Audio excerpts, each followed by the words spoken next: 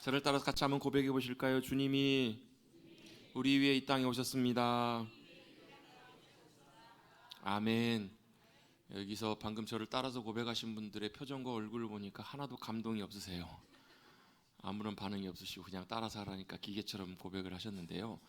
여러분, 우리 인류 역사가 하나님께서 천지를 만드신 이후로 또 요한계시록의 마지막 주님께서 세상의 모든 역사를 마무리하실 때까지 일어나는 모든 시간과 사건 속에서 가장 충격적이고 가장 중요하고 위대한 사건은 하나님이신 그분이 저와 여러분을 살리시려고 이 땅에 오신 사건인 줄로 믿습니다. 주님이 이 땅에 오신 사건, 주님이 이 땅에 육신의 모습으로 이 땅에 태어나신 그 사건은 우리에게 역사를 뒤바꿀 만한 놀라운 사건이고 충격적이며 감격적이며 기쁨의 사건이 됩니다. 그걸 우리가 몰라서 그렇지, 누리지 못해서 그렇지, 그걸 우리가 알고 누릴 수 있다면 그 사건이 우리에게 얼마나 중요하고 큰 일인지. 여러분, 아마 여러분의 인생에서도 여러분의 삶을 뒤바꿀 만한 그런 사건과 일들이 있으셨죠? 없으셨어요? 그냥 아무 생각 없이 그냥 흘러가는 대로 그냥 쭉 인생을 살아오셨습니까? 아마 모르긴 몰라도 아마 거의 대부분의 많은 분들이 누군가의 만남을 통해서 어떤 사건을 통해서 우리의 삶이 엄청나게 바뀌어지는, 반전되는 그런 놀라운 순간들이, 깜짝 놀랄 만한 그런 일들, 상황들이 아마 있으셨을 겁니다. 그런 일이 없어도 상관이 없습니다. 왜냐하면 하나님께서 저와 여러분을 위해서 그 사건과 그 일을 예비하셨고 이루셨기 때문에 그렇습니다. 우리 예수님을 믿는다라는 것은 바로 예수님이 나를 위해서 그렇게 오셨다, 그리고 그 사건과 사실이 나에게 얼마나 중요하고 얼마나 놀라운 일인지를 우리가 알고 아는 것에서 그치는 것이 아니라 실제로 그것을 누리며 살아가는 삶이 바로 믿음으로 살아가는 삶입니다. 여러분, 믿음이 실제가 되시기를 주님의 이름으로 축복합니다. 머리의 개념으로, 관념으로 그냥 알고 넘어가는 것이 아니라요, 믿음은 산 믿음일 때 그 믿음이 우리의 삶을 실제로 바꾸고 역사하는 놀라운 능력이 있는 것이 바로 믿음입니다. 여러분, 그렇잖아요. 믿는 구석이 있으면 사람이 어때요? 믿는 구석이 다 없으신가 봐요. 여러분, 사람이 믿는 구석이 있으면 표정부터가 달라요. 사람이 믿는 구석이 있으면 어때요? 사람이 달라요. 살아가는 모습이 다르고요, 사람이 여유롭고 다릅니다. 여러분, 바로 그것이 믿는 거예요. 믿는다라는 것은 여러분 내 삶을 바꾸고 내 생각을 바꾸고 내 태도를 바꾸고 내 모습을 바꾸는 것이 믿음이에요. 참 믿음 위에 세워져 있을 때 그 믿음이 우리 가운데 역사하면 그런 일들이 우리의 삶에 일어나게 되어 있습니다. 여러분, 살아있는 참된 믿음으로 살아가셔서 이 땅에서 주님이 우리 가운데 이루신 놀라운 일들을 맛보고 누리고 살아가시는 우리 사랑하는 성도님들 되시기를 주님의 이름으로 축복합니다. 뭐 로또 복권 당첨돼야 놀라고 그 정도는 돼야 되고, 그렇죠? 뭐 병원에서는 더 이상 이제 어쩔 수 없는 시한부라고 했는데 갑작스럽게 기적적으로 막 병이 낫고, 막 그런 정도의 일들이 일어나야, 상상도 못했는데 생각지도 않는 막 일들, 기대도 안 했는데 막 그런 일들이 일어나야 깜짝깜짝 놀래고 좀 그러시려나 봐요. 안 되면 제가 여러분이 놀래기라도 해드려야 놀래실런지 모르겠습니다. 우리는 그렇게 살아가요. 그런데요, 주님이 우리 가운데 오셨다는 그 사실, 그리고 믿음으로 그 믿음이 우리 가운데 놀랍게 역사하셔서 하나님의 일들을 이루어 가신다는 사실, 그걸 여러분 우리가 알고 경험하면 우리는 이렇게 살지 못할 거예요. 아마 어쩌면 매번 팔짝팔짝 뛰며 기뻐하며 감격스러워 살 거예요. 성전 미문에 앉아 있었던, 나면서부터 못 걷던 사람이 베드로와 요한이 지나가다가 내가 줄 수 있는 건 없지만 내게 있는 거 하나 줄게. 그게 뭐예요? 예수 그리스도 이름으로 명령하노니 일어나 걸으라 선언하였을 때 그 믿음의 역사가 놀랍게 그 사람을 일으키잖아요. 그 사람이 어떻게 했는지 아세요? 그 미문이라는 성문은 아름다운, 가장 아름다운 문이라는 뜻이에요. 그리고 그 문을 지나가면 성전을 들어갈 수 있어요. 그 문 앞에서 구걸하며 평생을 거기 들어가 보지 못했던 그 사람이 걷게 되면서 걷고 뛰며 어떻게 해요? 성전을 들어갈 때 여러분, 가만히 들어갔을까요? 조용히 들어갔을까요? 아마 환호성을 지르며 기뻐하며 소리 지르며 뛰면서 들어갔을 거예요. 그렇지 않았을까요? 네, 옆에서만 반응을 하시는 것 같아요. 제가 찬양대를 한 번씩 보고 싶은데 찬양대를 보려면 제가 몸을 90도로 돌려야 돼서 좀 이해해 주시기를 바랍니다. 여러분, 그런 믿음의 놀라운 역사들을 경험하시고 살아가시는 우리 믿음의 성도들이 되시기를 축복합니다. 그게 믿음의 삶이거든요. 그게 되어야 우리의 영혼이 힘을 얻고, 그렇게 되어야 우리가 믿음 생활하는 기쁨과 즐거움이 있어서, 그것 때문에 여러분 어때요? 우리가 헌신해도 수고해도 순종해도 아쉽지 않고 아깝지 않고 살아갈 수가 있거든요. 여러분 그것을 위해서 오신 그 주님, 그 주님과 함께 믿음으로 나아가시는 또 역사하시는 주님의 은혜를 경험하고 살아가시는 우리 사랑하는 성도님들이 되시기를 간절히 바랍니다. 아멘. 믿음의 산 소망, 또 살아있는 산 믿음, 그 믿음으로 살아가는 삶이 우리에게 얼마나 유익하고 복된지 그걸 한번 맛보고 경험하면요, 여러분 요즘 우리나라도 상당히 위험한 수준에 있다고 합니다. 마약 문제. 마약 해보셨어요? 아마 하신 분은 여기에 못 계실 거예요. 제가 농담처럼 던진 말이지만 우리나라도 뭐 몇만 명당 그 몇 명 정도가 수준이 되면 마약의 청정국이 아니고 위험 국가라고 하는데요. 뭐 10만 명당 38명인가, 만 명당 38명인가 상당한 수준까지 이미 올라갔다고 합니다. 왜 마약이 무서운가? 저는 마약을 해보진 않아서 잘 모르지만 저한테도 뭐 물어보면 저도 답변을 못 드립니다. 근데 하시는 얘기가 그 마약이라는 것이 그 우리 몸의 도파민을 엄청나게 극대화시킨다는 거예요. 도파민이라는 말을 많이 들어보셨죠? 도파민이 이렇게 우리 몸속에서 호르몬으로 이렇게 발생되기 시작하면 사람이 극한 즐거움과 쾌락과 기쁨을 주는, 사람을 막 이렇게 살아있게 하고 흥분시키는 우리 몸에 정말로 필수적인 요소가 도파민인데요. 도파민이 필요한데 이게 마약을 통해서 신경계통에 문제가 생기면 그게 극대로 도파민이 이렇게 몸에서 이렇게 나온다는 거예요.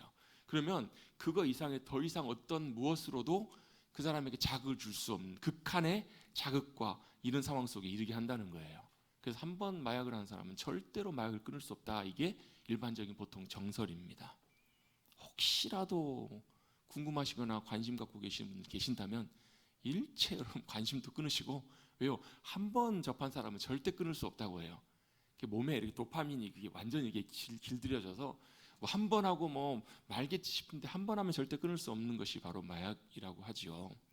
여러분 마약보다 더 강렬하고 더 우리의 영혼과 삶을 사로잡을 수 있는 것이 주님의 놀라운 은혜이고 주님의 놀라운 역사하심이고 사랑이고 주님이 우리 가운데 살아서 역사하시는 은혜를 경험하는 그 순간이 바로 그 순간임을 우리가 경험하시고 그 은혜 가운데 기쁨과 감격으로 살아가시는 저와 여러분 되시기를 소망합니다. 그것을 위해서 저와 여러분을 위해서 주님이 오셨다. 이것이 바로 성탄절의 중요한 의미입니다. 우리는 다른 데서 기쁨을 찾으려고 해요. 성탄하면 막 성탄절 분위기 해가지고 요즘 막 성탄절 하면 난리잖아요. 막 성탄절 하면 뭐 산타클로스 막 성탄절 이런 분위기를 많이 사람들이 좋아하는데요. 그건 안타깝지만 본질을 빗나간 거예요. 성탄절의 참 의미와 성탄절의 진정한 의미와 주님이 우리에게 주신 귀한 것들을 제대로 누리지 못하는 거예요. 여러분 제대로 누리십시다. 제대로 맛보고 제대로 누리시는 우리 믿음의 성도들이 되시기를 간절히 소망합니다. 그래서 우리 대림절 기간, 성탄절을 앞두고 주님 오심을 기다리는 4주간 대림절 기간을 통해서 우리는 말씀을 쭉 살펴보면서 예수님이 이 땅에 왜 오셨는지, 이 땅에 오신 이유와 목적이 무엇인지를 조금 살펴보고 있습니다. 우리 첫 번째 시간에는 예수님이 우리와 함께 하시려고 이 땅에 오셨다. 두 번째 시간에는 우리의 중보자가 되시기 위해서 이 땅에 오셨다. 그래서 여러분 우리가 하나님과 연결될 수 있는 얼마나 크고 놀라운 그 은혜와 길들이 열린지 몰라요. 우리가 때때로 믿음으로 잘 못 살 때도 있어요. 불순종하고 살 때도 있고 넘어질 때도 있어요. 근데 그래도 예수 그리스도를 믿는 하나님의 백성들, 거룩한 자녀들은요, 그 순간에서 주님을 찾고 구하면 주님이 어떻게 들으세요? 왜요? 우리의 신용으로 하는 것이 아니라 누구의 신용으로요? 예수 그리스도의 이름으로, 예수 그리스도의 이름을 의지해서 구하는 것이기 때문에. 사인이 누구 사인이 들어가요? 제 사인이 들어가는, 내 사인이 들어가는 것이 아니라 누구 사인이 들어가요? 예수님의 사인이 들어가는 거기 때문에 우리는 부족해도 모자라도 그걸 누가 들으세요? 주님의 뜻대로 구하면 주님이 들으신다고요. 운전하면서 아니면 어딜 가면서, 벌써 뉴스를 보다 보니까 올 한 해 쭉 돌아보면서 많은 사건과 사고가 있었더라고요. 이제 1년이 다 돼가는 것 같아요. 작년에 항공기 사고, 무항공항에 있었던 사고. 여러분 우리 아무도 알 수 없잖아요. 저도 건너 아시는 분이, 그 비행기를 타시는 분이 있어요. 뭐 친한 아는 분은 아니지만 건너서요. 여러분 우리 아무것도 알 수 없는 그런 상황 속에서 어때요? 우리가 주님의 이름으로 구하고 주님의 이름으로 기도하면 주님이 우리의 중보자가 되어 주셔서 들으시고 반응하시고 응답하시고 역사해 주시는 줄로 믿습니다. 그게 여러분 우리에게 주신 놀라운 선물이잖아요. 우리의 중보자가 되세요. 또 지난 시간에는요, 예수님 이 땅에 왜 오셨다고요? 섬기러 오셨다고요. 섬기러 오셨어요. 저와 여러분의 발을 닦아주시고 저와 여러분을 잘되게 하시기 위해서, 복되게 하시기 위해서 살리시려고 주님이 오셨어요. 그래서 뭐 하셨어요? 제자들에게 허리에 수건을 두르시고 제자들의 발을 일일이 다 닦아주셨다고요. 그러면서 하셨던 말씀 뭐예요? 천국에서 누가 높은 자, 큰 자예요? 낮아지는 자, 섬기는 자가 가장 높은 자다. 내가 한 것처럼 너희도 그렇게 하라라고 보여주셨잖아요. 섬기십시다. 그래서 큰 자 되시자고요. 우리 다 아멘 안 하세요. 섬기자 그러고 겸손해지자 그러고 낮아지자 그러면 다 딴 데 쳐다보시고 아멘 안 하세요. 왜요? 세상의 원리는 그래요. 세상의 원리는 그게 바보예요. 세상의 원리는 반대여야 돼요. 세상에서 누가 성공한 사람이에요? 섬김 받는 사람이 성공한 사람이라고. 그죠? 아니에요? 아니, 말을 못하세요. 그렇잖아요. 우리 생각 속에 가치관 속에 딱 아예 박혀 있어요. 내가 많이 섬김받고 누가 나를 많이 인정해주고 존중해주면 어때요? 내가 높은 사람이잖아요. 근데 하나님 나라는 어떻다고요? 반대라고요. 왜요? 예수님이 먼저 오셔서 그걸 보여주셨잖아요. 제일 낮은 곳. 성탄 절 때마다 항상 설교하는 설교 본문, 주된 본문이 몇 군데 있잖아요. 그 중에 하나가 뭐예요? 예수님 베들레헴 어디예요? 구유에 나셨다고요. 마국간에 있는 구유가 뭐예요? 말 먹는 밥통이잖아요. 소가 먹는 밥통이잖아요. 어때요? 가장 낮은 곳, 가장 냄새 나는 곳에 예수님이 누이셨어요. 왜 그러셨을까요? 가장 낮은 곳에서 낮은 이들까지도, 가장 낮고 초라한 이들까지도 섬기시기 위해서 이 땅에 오신 예수님을 우리에게 보여주는 사건이잖아요. 예수님이 그렇게 하셨다면 우리도 그렇게 하십시다. 봐요, 아멘 안 하시잖아요. 그게 싫은 거예요. 우리 본성이기 때문에 그래요. 근데 우리의 본성을 꺾고 주님이 원하시는 모습으로 우리의 삶이 드려질 때 주님의 기쁨으로 천국에서 주님이 기뻐하시는 귀한 큰 자로 주님께 칭찬받는 우리가 될 줄로 믿습니다. 아멘. 제 목사는 그거 하는 거예요. 여러분 섬기는 게 뭐 하는 거냐면요, 그거 하게 하는 거예요. 그 천국에서 주님 기뻐하시는, 주님 영광 받으시는 그런 성도님들 될 수 있도록. 때때는 어때요? 우리 새벽에 예배드리러 오시는 분들은 맨날 저한테 혼나요. 제가 항상 우리 주일날 낮예배 설교할 때보다 훨씬 강하게 설교해요. 왜요? 이러면 혼나고 그런 소리 들으면 좋은 사람 누가 있어요. 근데요, 그렇게 시간이 지나고 그렇게 듣고 우리가 그것들이 들려지기 시작하고 깨달아지기 시작하면 우리 영혼이 자라요. 우리 영혼이 변화돼요. 우리 영혼이 성장해요. 그럼 어떻게 해요? 이 땅에 있는 이 땅의 법칙이 아니라, 이 땅의 논리가 아니라 하나님 나라의 원리와 가치관으로 맞춰지기 시작해요. 여러분 그런 삶을 사시는 사랑하는 성도님들 되시기를 주님의 이름으로 축복합니다. 오늘은 마지막으로 네 번째 시간입니다. 물론 더 많아요. 예수님 우리에게 길과 진리와 생명이 되시기도 오셨고, 우리의 목자가 되시기도 오셨고, 우리의 빛이 되시기도 오셨고, 많아요. 목적은 많아요. 근데 오늘은 마지막으로 이 부분을 함께 좀 나누고 정리하면서 성탄절을 맞이하려고 합니다. 예수님이 이 땅에 오신 목적 뭐 하시려고요? 주보에 나와 있습니다. 주보의 제목을 보시면 뭐라고 나와 있죠? 생명의, 사실 제가 제목을 이렇게 정하려는 게 아니고 원래 처음에는 뭐 하려고 그랬냐면 밥이 되시려고, 우리의 밥이 되시려고 이 땅에 오셨다 이렇게 적으려다가 조금 우리 표현이 좀, 우리 밥이라고 하면 조금 부정적인 뉘앙스도 좀 있어서 이렇게 조금 순화시켜서 바꿨어요. 우리의 뭐가 되시려고요? 생명의 양식이 되시려고 우리 가운데 오셨습니다. 이게 예수님이 이 땅에 오신 목적이라고요. 뭐 하시려고요? 생명의 양식, 우리의 밥이 되시기 위해서 오셨다는 거예요. 여러분 한국 민족은 어떤 민족입니까? 밥의 진심인 민족이잖아요. 그렇지 않나요? 옛날부터 밥을 먹으면 얼만큼 먹어야 돼요? 밥을 퍼줘도 어떻게 퍼주죠? 고봉으로 퍼줘요. 왜요? 먹는 게 참 중요해요.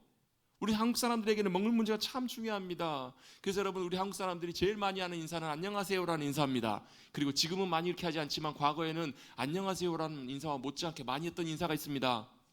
진지 잡수셨습니까? 식사하셨습니까? 라고 물어요. 왜요?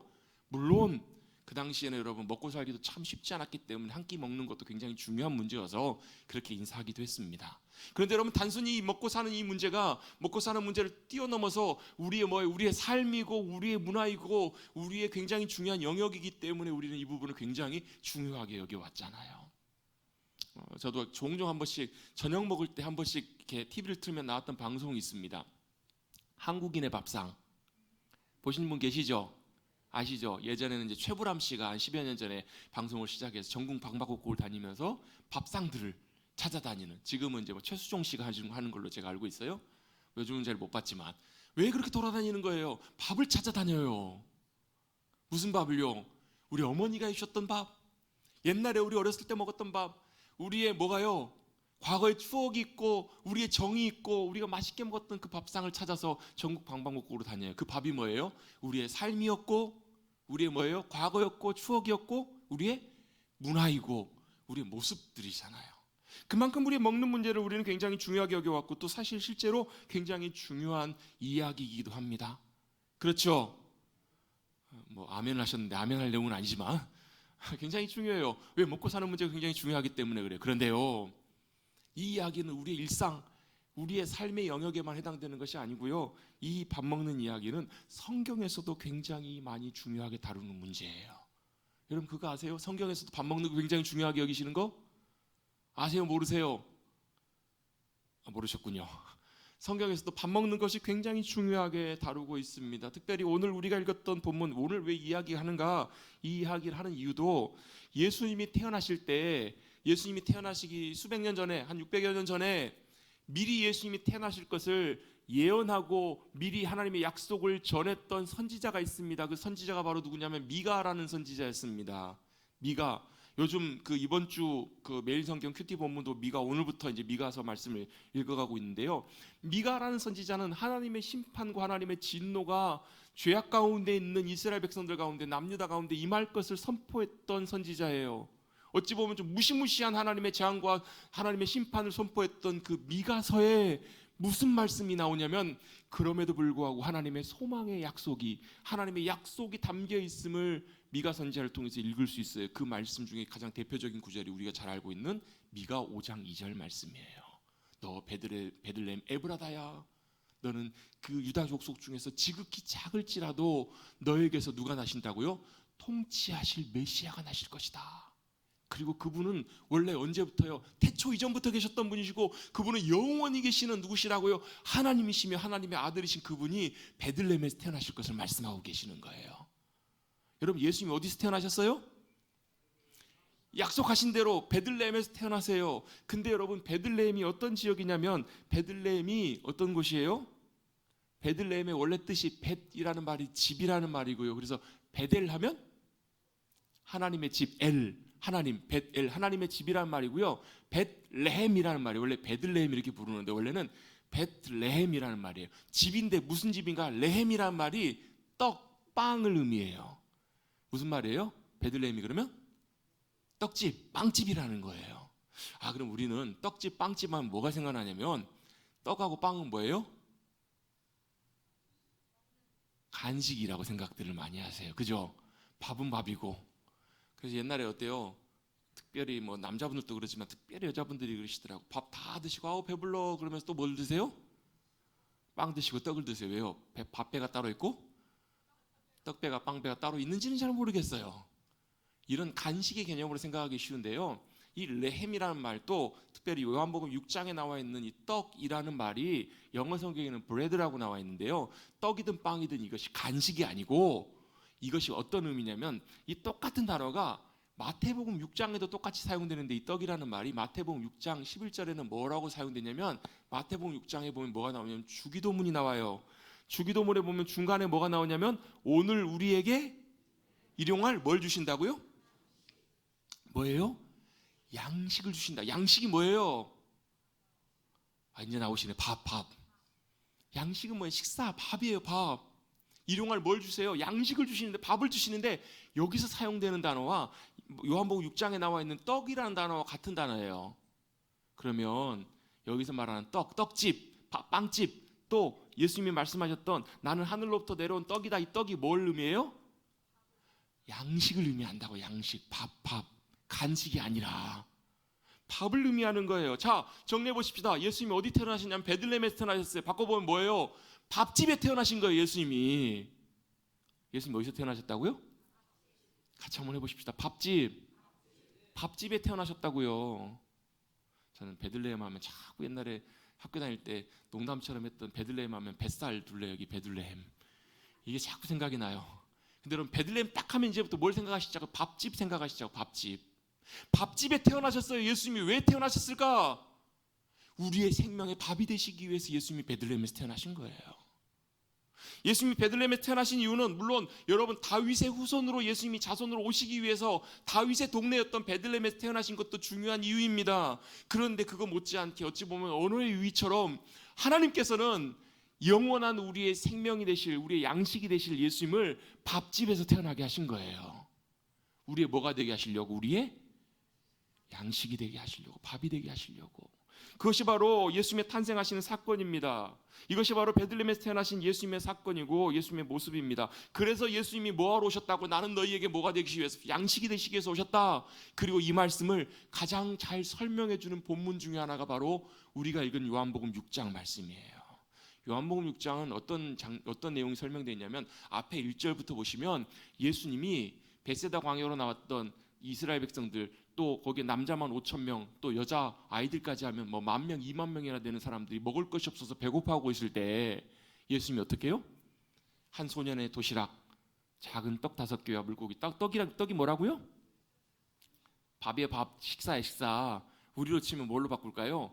주먹밥 5개. 애들이 먹는 거 있잖아요. 어른들이 먹는 거 말고 조그마한 주먹밥 5개. 그리고 뭐예요? 생선 2마리라고 해서 큰 뭐 이렇게 뭐 대구 뭐 이런 게 아니고, 고등어 이런 게 아니고, 아마도 그 당시에 뭐 정어리 정도 되는 반찬 정도로 먹을 수 있는 아마 그런 작은 생선이었을 것으로 생각을 추측해 볼 수 있어요.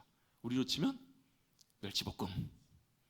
뭐 그렇게 극단적으로 표현해 보면요, 아주 작은 도시락이에요. 어찌 보면 성인 한 사람도 먹기에 부족한 그 양을 가지고 예수님께서 그것을 받으시고 감사 기도하시며 그것을 떼어서 나눠주기 시작하셨을 때 어떻게 해요? 5,000명이 넘는 사람들이 배불리 먹게 되는 거예요. 놀라운 표적과 기적을 주님이 행하셨습니다. 사람들이 놀랐을까요? 안 놀랐을까요? 얼마나 놀랐어요. 배가 고픈데 먹을 것이 없는데 누가요? 예수님이 자기들의 먹을 걸 다 채워주신 거예요. 챙겨주신 거예요. 여러분, 예나 지금이나 밥 사주는 사람은 고마운 사람이죠. 여러분 누가 밥 많이 사주시죠? 없으시면 저한테 오시면 제가 밥 눈빛들이 보니까 다 오실 것 같아서 선착순. 여러분, 그렇잖아요. 밥 사주는 분 참 고마운 분이잖아요. 사람들이 깜짝 놀래요. 아니 저분이 어떤 분이시길래 도대체 먹을 것 없는 이곳에서 우리의 배고픔을 다 해결해 주냐는 문제예요. 이 얘기예요. 깜짝 놀랍니다. 예수님이 오병이의 기적을 보이신 다음에 사람들이 예수님 보면서 막 몰려들어가지고, 야, 저분은 우리 왕 삼으면 우리가 어때요? 먹고 살 걱정은 없겠다. 막 몰려드니까 어때요? 제자들은 빨리 배를 태워서 갈릴리 바다 건너편으로 빨리 떠나보내고 예수님은 산으로 피해버리세요. 기도하시러요. 근데 그리고 나서 배를 타고 건너가던 제자들에게 풍랑이 임해요. 제자들이 죽을 고생하다가 어때요? 예수님께서 어때요? 바다 위를 걸어서 오세요. 그리고 그들과 함께 그 건너편에 잘 도착을 합니다. 그곳이 어디냐면 가버나움이에요. 다시 갈릴리 가버나움으로 도착하세요. 그 다음날 사람들이 예수님을 찾는데 바다 건너편에 예수님 계세요? 안 계세요? 예수님 뭐 하셨다고? 그날 밤에 기도하시다가 무리를 건너서 제자들과 함께 바다 건너가셨다고요. 10초 전에 말씀드렸는데 예수님이 안 계시는 거예요. 사람들이 깜짝 놀라요. 아무리 찾아도 없어요. 배를 탈 땐 제자들만 가는 걸 봤는데 예수님이 안 계셨잖아요. 사람들이 찾다가 여기 안 계시나 보다 해서 배를 타고 그들이 다시 그들도 건너서 가버나움으로 건너오니까 거기에 비로소 예수님이 계신 거예요. 예수님 도대체 어디 계셨습니까? 언제 여기 오셨습니까? 라고 사람들이 물어요. 그 앞에 내용들을 제가 설명을 드리는 거예요. 25절에. 그랬더니 예수님께서 뭐라고 말씀하시냐면, 너희가 나를 찾는 것은 표적을 본 까닭이 아니요 떡을 먹고 배부른 까닭이다 라고 이렇게 말씀하세요. 이게 무슨 말이냐면, 표적을 본 까닭이 아니란 말은, 표적이란 말은 사인이라는 말이에요. 뭘 가르치느냐? 하나님과 하나님의 역사하심, 그것들을 보여주는 그 표징이라는 거예요. 그래서 여러분, 우리 기적을 통해서 뭘 봐야 되냐면요, 하나님의 놀라운 역사와 기적을 일으키실 때 우리는 신기해서 우와 그걸 보지만 우리는 뭘 봐야 돼요? 손가락을 보는 것이 아니라 손가락 가리키는 걸 봐야 돼요. 그 표적이 뭘 가르쳐요? 전능하신 하나님, 여전히 우리의 삶 가운데 역사하시고 일하시는 그 주님을 바라보게 하는 것이 표적의 목적이라고요. 사람들은 거기에 관심 없고 뭐만 관심 있다는 거예요? 먹는 거, 먹고 배부른 거, 그것만 관심 있어요. 여러분, 솔직히 한번 얘기해 봅시다. 우리 제일 좋아하고 제일 만족해하는 게 뭐예요? 거기까지 하겠습니다. 여러분, 우리 거기에 관심 있는 것처럼 사실 거기 그 당시에 있었던 모든 사람들, 대다수의 사람들도 그거예요. 예수님 그걸 말씀하시는 거예요. 그러면서 썩을 양식을 위해서 일하지 말고 영생하도록 있는 양식을 위하여 그렇게 하라는 거예요. 그랬더니 사람들이 뭐예요? 우리가 그걸 어떻게 합니까? 했더니 주님께서 하셨던 말씀이 뭐냐면, 그 표적이 무엇이고 그것이 주님께서 말씀하실 의도가 바로 오늘 우리가 읽은 31절부터 말씀이에요. 사람들이 이렇게 얘기합니다. 기록된 바 하늘에서 그들에게 떡을 주어 먹게 했담과 같이 우리 조상들은 광야에서 뭘 먹었다고요? 만나를 먹었다라는 거예요. 이 얘기는 여러분 잘 아시죠? 광야에서 이스라엘 백성들이 40년 동안 지낼 때 광야에 먹을 게 있어요, 없어요? 먹을 게 없잖아요. 먹을 게 없는데 누가요? 하늘에서 하나님께서 뭘요? 먹을 양식을 날마다 공급해 주셨어요. 그걸 뭐라고 불러요? 만나라고 불러요. 만나. 뭐 만나가 어떻게 생겼는지 무슨 맛인지는 잘 몰라요. 근데 분명한 것은 그걸 거두다가 빻아가지고 떡을 빚어도 먹기도 하고 양식으로 이렇게 먹었던 음식이에요.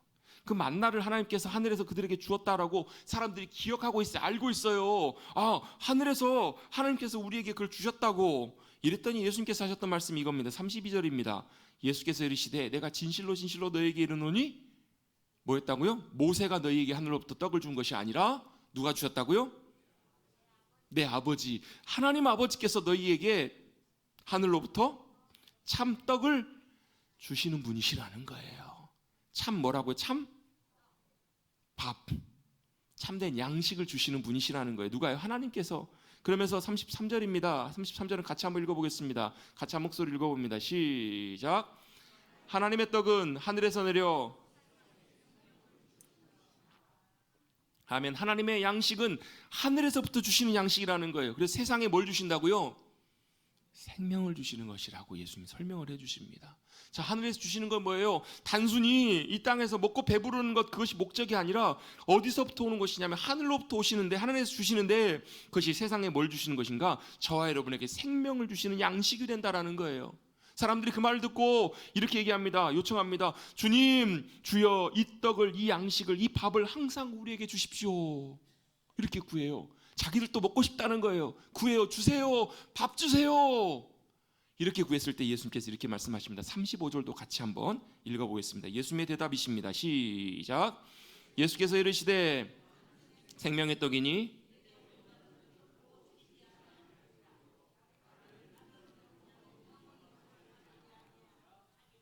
아멘. 예수님 이렇게 말씀하십니다. 내가 생명의 밥이라는 거예요. 뭐가 생명의 밥이요?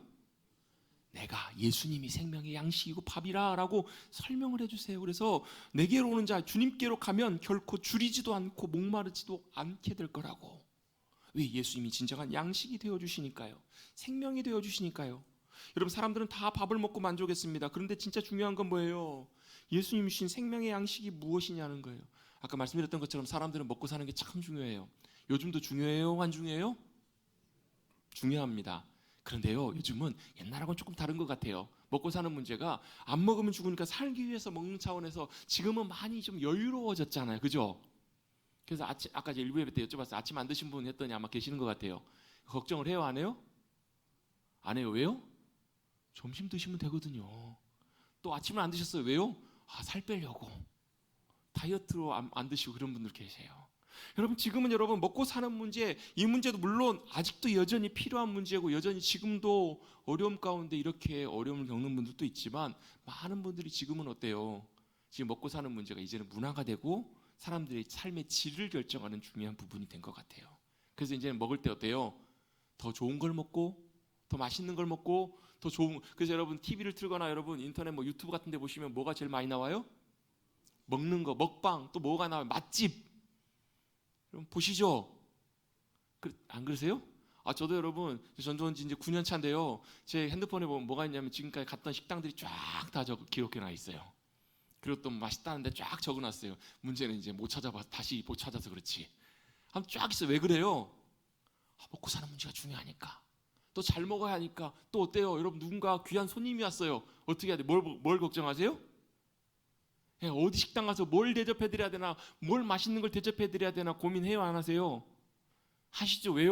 그렇게 잘 맛있는 식사를 대접하는 것이 뭐예요? 그분에 대한 잘 섬기는 것이고 호의이기 때문에 그래요. 참 고마울 일이에요. 너무 중요한 일이기 때문에 그래요. 여러분, 그래서 여러분 잘 드십시다. 여러분 맛있는 거 있으시면 저도 좀 부르시고 같이 좀 드십시다. 그런데 여러분, 우리가 여러분 아무리 좋은 걸 먹고 맛있는 걸 먹는다고 할지라도 문제가 하나 있어요. 뭐가 문제냐면요, 맛있는 거 좋은 걸 먹으면 우리의 몸은 더 좋아질지 모르지만 우리의 영혼은 아무런 상관이 없다는 거예요. 이게 중요한 문제입니다.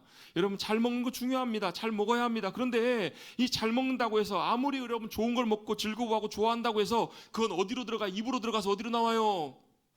뒤로 나와요. 물론 여러분 그것이 우리 몸 안에 소화가 되고 흡수가 돼서 우리에게 건강과 힘을 주기도 합니다. 그런데 문제는 뭐냐면 우리의 영혼은 배부르게 할 수가 없다는 거예요. 우리 영혼은 배부르게 할 수가 없어요. 우리 영혼은 이거 먹는 것으로 아무리 좋은 것을 먹어도 채워지지 않아요. 우리 영혼의 배고픔과 갈급함은 해결되지 않습니다. 여러분 같이 한번 저를 따라 고백해 보겠습니다. 영혼도 먹어야 삽니다. 어때요? 우리 영혼도 먹어야 살아요. 여러분의 영혼은 살아 계십니까? 여러분의 영혼은 힘을 내고 계십니까? 여러분의 영혼은 살아 일어나십니까? 여러분 육신이 아무리 건강하고 기분이 좋아도 우리의 영혼이 채워지지 않고 갈급하고 공고하면요, 우리 영혼에 공허함이 찾아와요. 우리 영혼이 흔들려요. 삶은 다 좋은데 우리 영혼에 진정한 만족함과 평안과 기쁨이 없다고요. 우리 영혼 채워지셔야 돼요. 여러분 밥 먹고 배부르면 어때요? 사람이 어떻죠? 기분이 좋아져요. 밥 먹고 배부르면 만족해하면 여러분 기분도 좋아지고 몸도 참 괜찮아요. 근데 여러분 우리 영혼이 배부르지 않으면 우리 영혼은 낙심하고 우리 영혼은 공고하고 우리 영혼은 심각한 문제 가운데 처해지게 된다라는 거예요. 여러분 영혼도 먹어야 삽니다. 영혼의 배고픔을 해결해야 합니다. 그래야 힘을 얻고 우리 영혼이 만족하고 좋아요. 그러면 여러분 우리 영혼에 진짜 영혼해 주시는 하늘의 큰 평강과 기쁨을 누리고 승리할 수 있어요.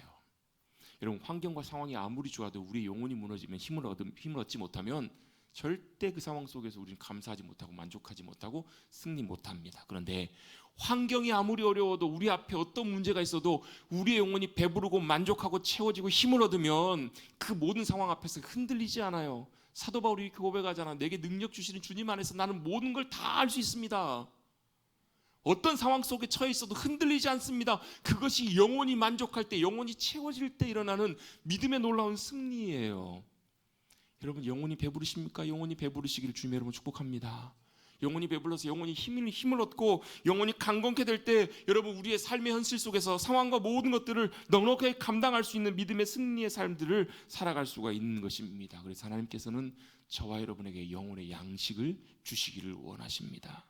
그 영혼의 양식이 바로 누구신가? 바로 생명의 양식으로 오신 예수 그리스도 그분이시라고 우리에게 말씀하세요.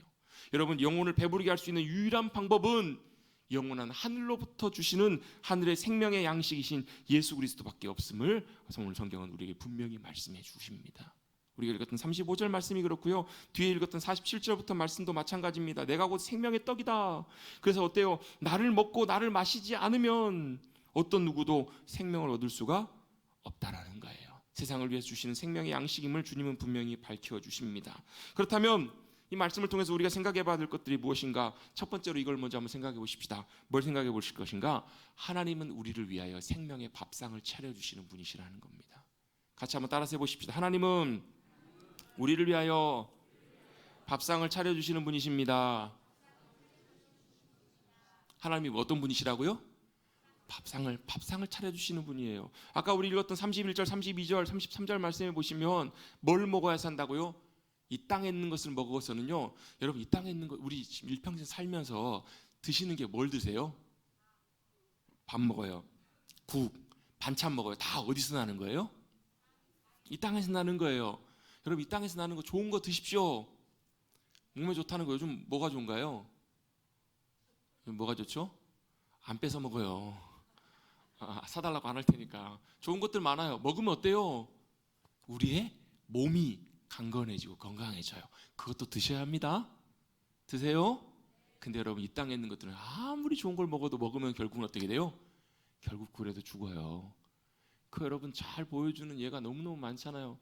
제가 설교 시간에 자주 말씀드렸던 제가 초등학교 6학년 때 서울 가가지고 63빌딩에서 뭘 봤어요? 아이맥스 영화를 봤어요. 그때 스크린이 6층 높이, 7층 높이 영화관을 보는데 영화는 신기한데 내용은 별로 재미가 없었어요. 왜요? 진시황 이야기였거든요. 진시황 이야기 뭐예요? 여러분 진시황 하면 잊혀지지 않는 중요한 하나 이야기 했잖아요. 전국을 통일하고 뭘 했어요? 늙지 않고 죽지 않기 위해서 뭘 찾아다녔어요?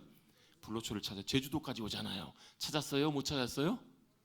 왜 못 찾았어요? 이 땅에는 우리의 영원한 생명을 책임져 줄 그런 먹을 것이 없어요. 왜? 이 땅에 있는 것들은 먹어도 결국은 죽어요. 죽어요, 살아요? 여러분 좋은 거 많이 드십시오. 그래서 죽어요. 왜요? 이 땅에 있는 것으로 여러분 우리의 영원한 생명을 책임져 줄 수가 없기 때문에 그래요. 그래서 하나님께서 뭘 예비해 주셨는가? 우리에게 귀한 식탁을 예비해 두세요. 그 식탁은 어디서요? 하늘로부터 우리에게 허락해 주신 양식이에요.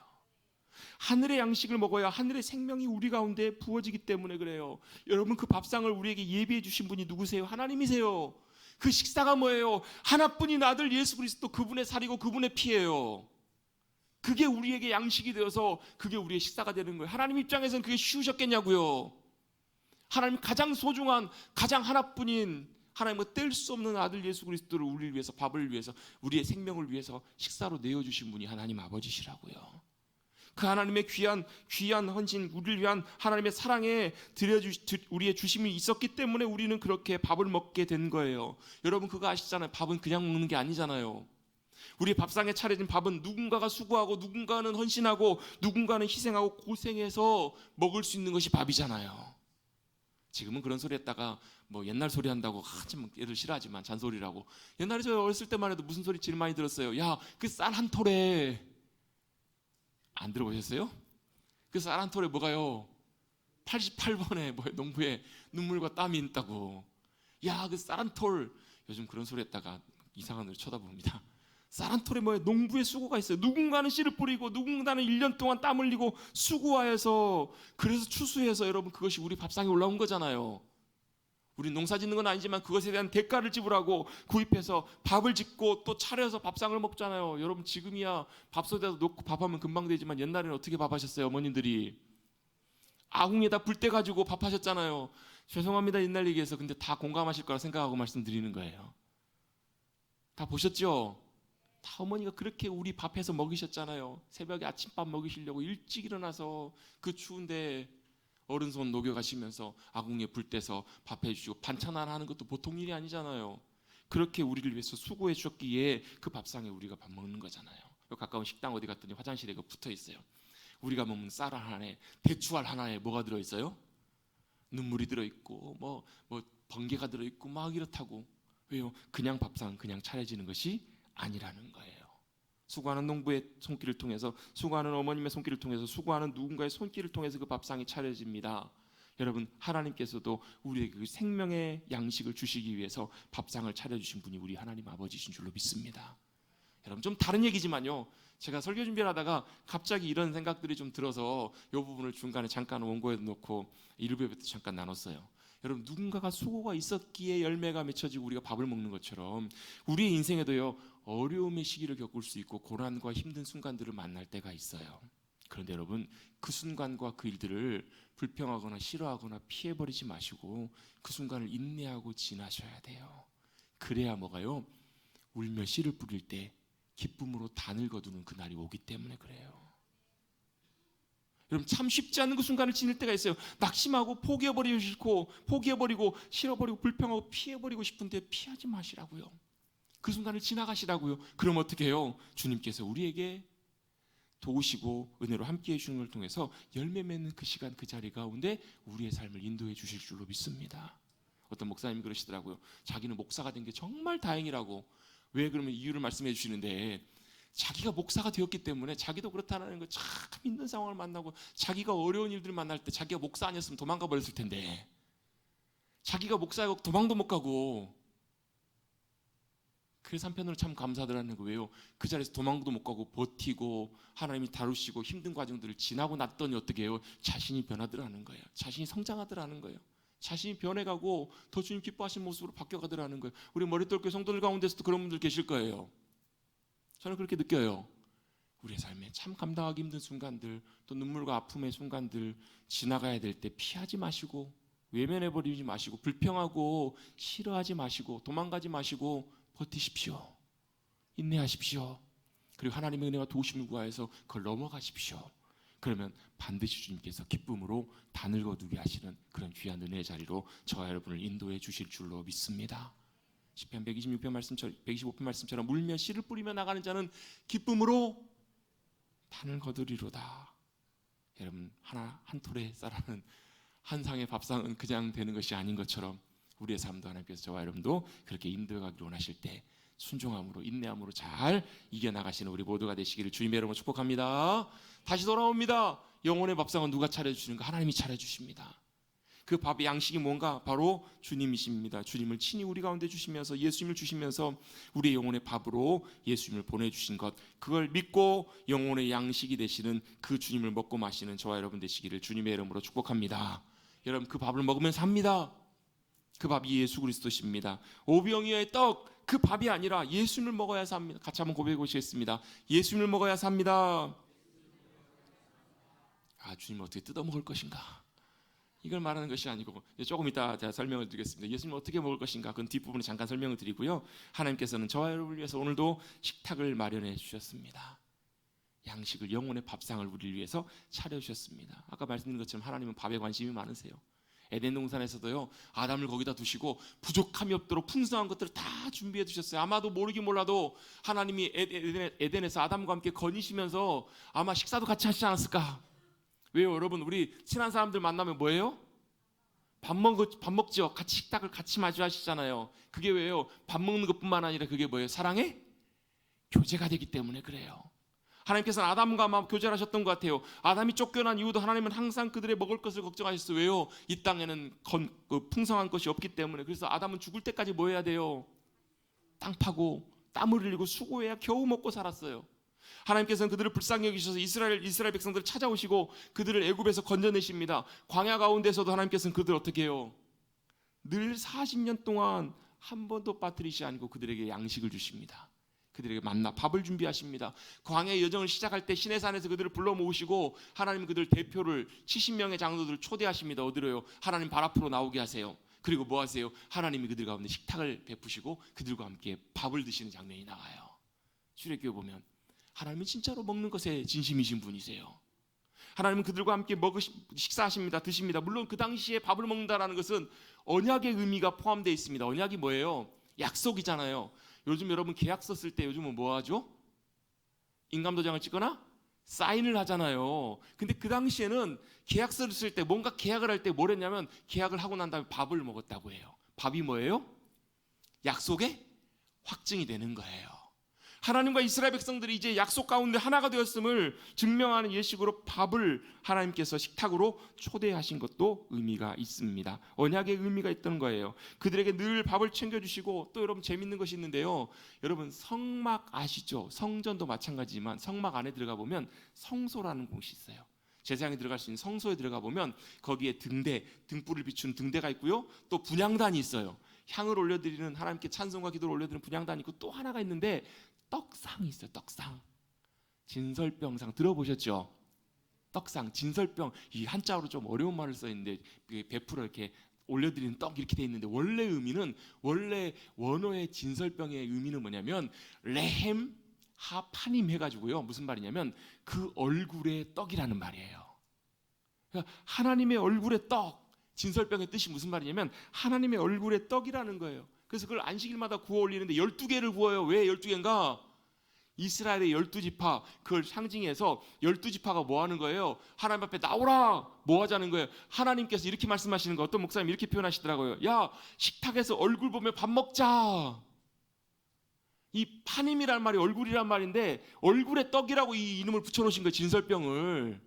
진설병 하면 느낌이 그냥 진설해 놓은 떡 이렇게 느껴지지만 얼굴에 떡 하면 이런 의미라는 거예요. 야, 여기서 우리 얼굴 보며 밥 먹자. 이게 뭐라고? 진설병의 의미라고요.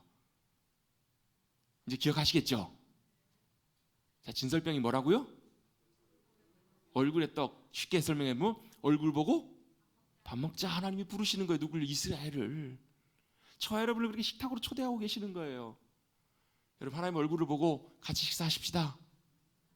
이게 뭐예요? 이게 성막의 중요한 의미라고요. 이 성막의 떡상이 굉장히 중요한데요. 이 자리로 부르고 계시는 거예요. 예수님도 굉장히 식사하신 걸 중요하게 여기셨어요. 저와 여러분을 식탁으로 초대하고 계실 때 여러분 그 주님의 식탁 앞에 나가서 함께 예수님과 또 주님과 함께 먹고 마시는 저와 여러분 사랑하는 성도님들 되시기를 주님의 이름으로 축복합니다. 그 주님이 차려주신 식탁의 밥이 누구라고? 예수님이시라고요. 그럼 이제 중요한 문제가 딱 하나 남았습니다. 예수님을 먹어야 됩니다. 그런데 어떻게 먹냐는 거예요. 일부 예배 때는 그러시더라고요. 예수님을 먹을 때 예수님 말씀이시니까 말씀을 먹어야 된다고. 그래서 제가 그랬어요. 우스갯소리로. 자, 이번 주에 가셔가지고 집에 가셔서 말씀 다 드시고 오십시오. 성경 다 씹어서 드시고 오세요. 이렇게 농담처럼 말씀드렸습니다. 이게 여러분 예수님을 먹는다는 의미일까요? 여러분, 예수님을 먹는다라는 것이 무슨 의미일까요? 우리 47절부터 말씀해 보시면 진실로 진실로 너에게 이르노니 믿는 자는 영생을 가졌나니 내가 곧 생명의 밥이다, 양식이다 말씀하세요. 너희 조상들은 광야에서 만나를 먹었어도 죽었어요, 살았어요? 죽었어요. 그런데 이는 하늘에서 내려오는 떡, 사람으로 하여금 먹고 죽지 아니하게 하는 떡인데 그 떡이 무슨 떡이라고? 51절 같이 한번 읽어봅니다. 시작. 나는 하늘에서 내려온 살아있는 떡이니.